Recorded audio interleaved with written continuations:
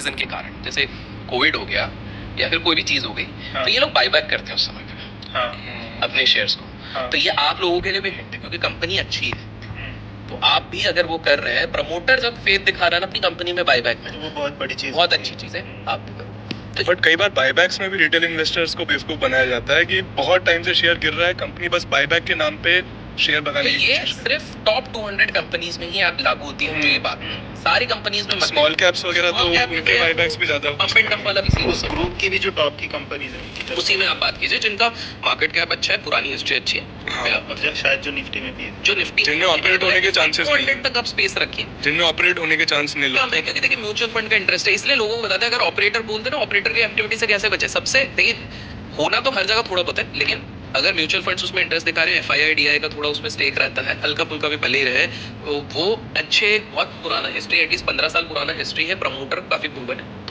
Basically बड़े लोगों के पैसे अगर उसमें लगे हुए हैं तो उसको मैं क्योंकि फिर उसको ऑपरेट कंट्रोल नहीं कर सकते ना, शेयर्स कंट्रोल में नहीं ला वो लोग भी सकते। नहीं होने देंगे, उनके पैसे भी दाव पे। बहुत ज्यादा भागेगा वही बेच के निकल जाएंगे तभी। बिल्कुल बिल्कुल, तो ये चीज का ध्यान। अभिषेक भाई, आपने लर्निंग के टाइम पे आप बता रहे थे बुक्स आपने काफी पढ़ी है, अब यहाँ पे हमारे काफी व्यूअर्स हैं जो अभी उस स्टेज के अंदर होंगे कि अब वो सीखना चाह रहे हैं मार्केट को, कुछ बुक रिकमेंडेशंस उनके लिए।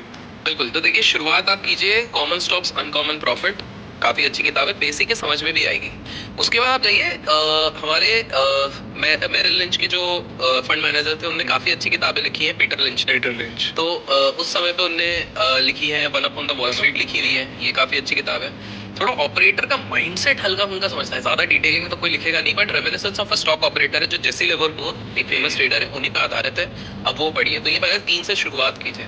थोड़ा सा आप आ जाए, आपको टेक्निकल एनालिसिस अगर समझना है तो जे मर्फी की टेक्निकल एनालिसिस की किताब है, और आप उसके बाद जाइए Japanese candlesticks by Steve Nison के पास जाइए, ये 2 किताबें आप कीजिए। एनसाइक्लोपीडिया ऑफ चार्ट सही, ये 3 किताबें काफी है फंडामेंटल एनालिसिस के लिए।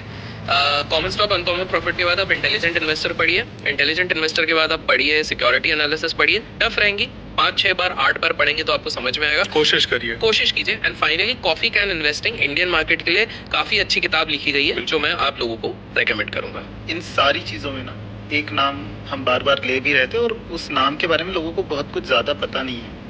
मनु भाई के बारे में मैं बात कर रहा हूँ, आप उनके बारे में थोड़ा बताइए। तो मनु भाई उस समय के सबसे बड़े ऑपरेटर कम फाइनेंसर थे, तो उनके थ्रू काफी सारे ट्रेडर्स पैसे लेते थे, इसलिए उनका बोलबाला चलता था।